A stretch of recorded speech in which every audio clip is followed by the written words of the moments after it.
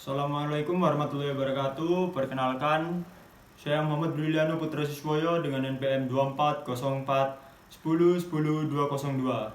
Jadi di sini saya akan menjelaskan beberapa hal terkait governance digital.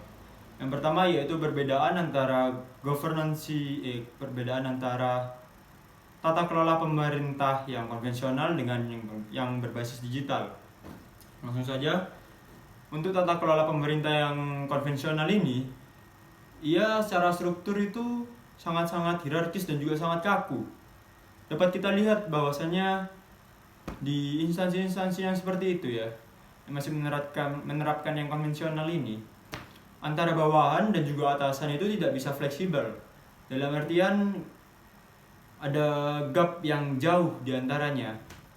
Jadi ketika bawahan tidak mengusulkan suatu hal gitu atau ya kepada atasan itu sangat-sangat sulit. Lalu bawahan juga ya kalau sesuai tupoksinya cuma bertugas untuk melaksanakan tugas itu, ya dia juga tidak bisa membantu temannya atau rekannya untuk melaksanakan tugas yang lainnya. Itu dia yang dimaksud tidak fleksibel.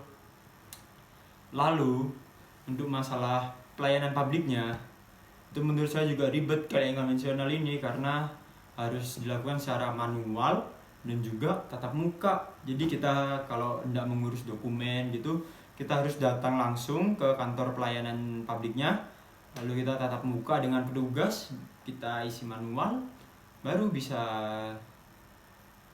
berjalan proses tersebut. Nah, itu menurut saya secara efisiensi itu sangat-sangat buruk, sangat-sangat tidak efisien.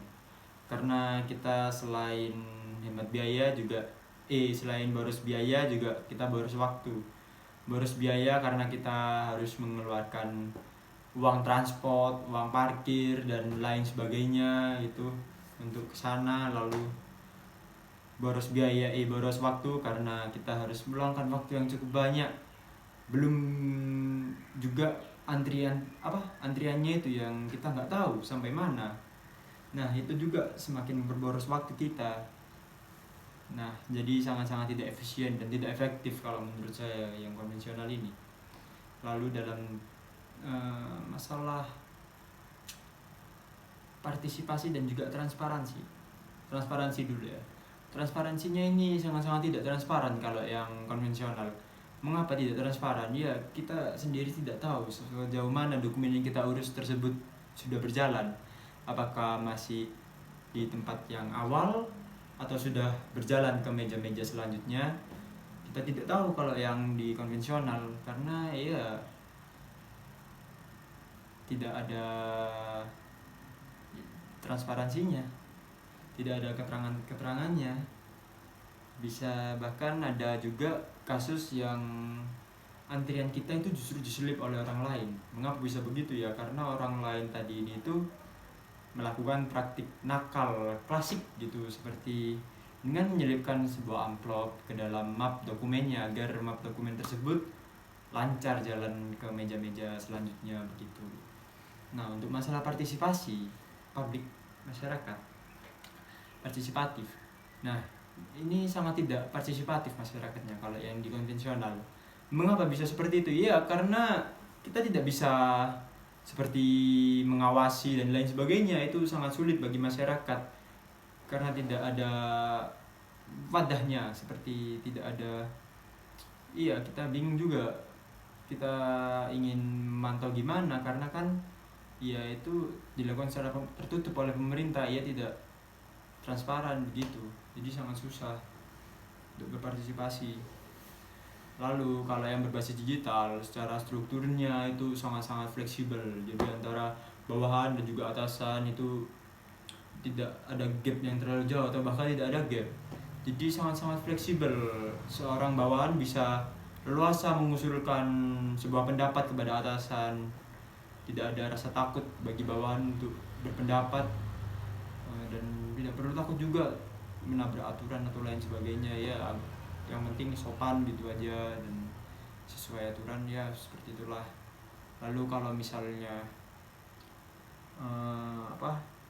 ada teman yang tupoksinya berbeda dengan kita tapi ia mengalami kesusahan sedangkan tugas kita sudah selesai, ya kita bisa saja diperbolehkan untuk membantu bila kita mau, seperti itu. Jadi itu sangat-sangat praktis juga untuk pelayanan masyarakatnya.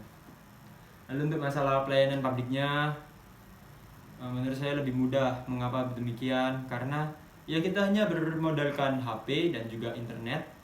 Kita bisa mengakses web atau aplikasi yang sudah diluncurkan oleh pemerintah. Jadi ya itu lebih hemat biaya, lebih hemat waktu juga. Hemat biaya karena kita tidak perlu transport ke sana, tidak perlu bayar parkir juga. Hemat biaya karena kita tinggal. Hemat waktu ya karena kita tinggal di rumah aja gitu. Udah. Lebih simpel, lebih praktis, efisien, lebih efektif juga. Kita juga gak perlu antri-antri lama. Kita juga bisa segera melanjutkan aktivitas kita seperti biasanya, seperti kalau bekerja ya bekerja, kalau berkuliah ya melanjutkan berkuliah dan lain sebagainya. Lalu untuk masalah transparansi sendiri, kalau berbasis digital ini lebih transparansi. Mengapa demikian? Karena yang berbasis digital ini menerapkan prinsip akuntabilitas dan juga transparansi, di mana ia sangat-sangat terbuka, termasuk rincian anggaran-anggarannya itu ada. Jadi kita bisa melihat anggaran untuk ini, anggarannya segini, anggaran untuk ini, anggarannya segini. Jadi kita bisa melihat juga. Nah, dari situ juga kita bisa berpartisipasi aktif juga. Mengapa begitu ya? Karena kita bisa melihat sendiri anggarannya berapa, lalu digunakan untuk apa. Jadi kita ya itu termasuk salah satu sifat atau sikap partisipatif. Jadi kita lebih mudah untuk mengawasi dan lain sebagainya seperti itu. Jadi yang berbasis digital tentu lebih bagus daripada konvensional ini ya.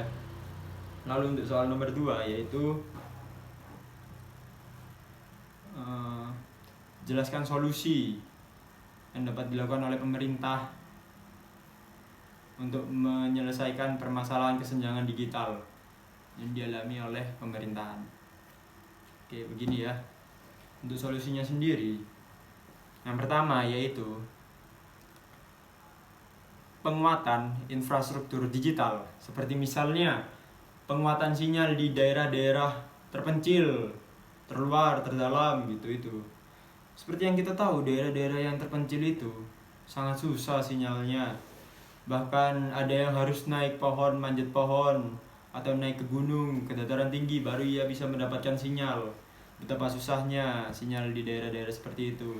Dapat kita bayangkan jika aplikasi dari pemerintah sudah bagus, sudah proper, sudah jos pokoknya, tapi infrastrukturnya jelek, seperti sinyalnya jelek gitu.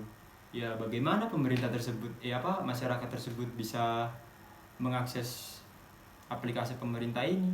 Bagaimana ia bisa menikmati kemajuan layanan publik berbasis digital ini kalau sinyalnya tidak ada? Nah, itu tadi. Solusinya ya itu tadi, penguatan infrastruktur digital. Lalu yang kedua yaitu pelatihan dan juga peningkatan literasi digital. Seperti yang kita tahu, di Indonesia ini literasi digitalnya sangat-sangat rendah. Banyak juga masyarakat yang gaptek gitu, baik pemerintah maupun masyarakatnya. Banyak sekali masyarakat yang gaptek, terutama yang tua-tua.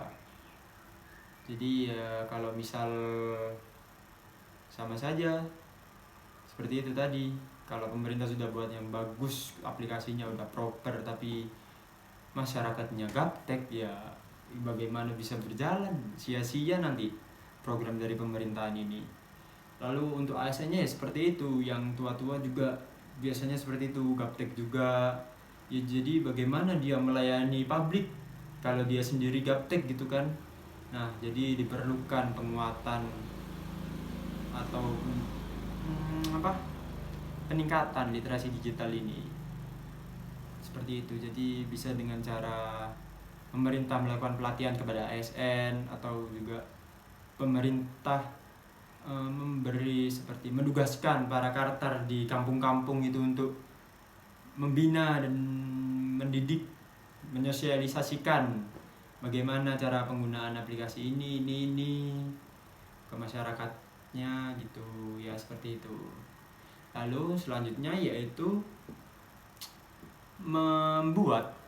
pemerintah membuat kebijakan yang berfokus atau memperhatikan kelompok rentan, agar kelompok rentan ini tidak tertinggal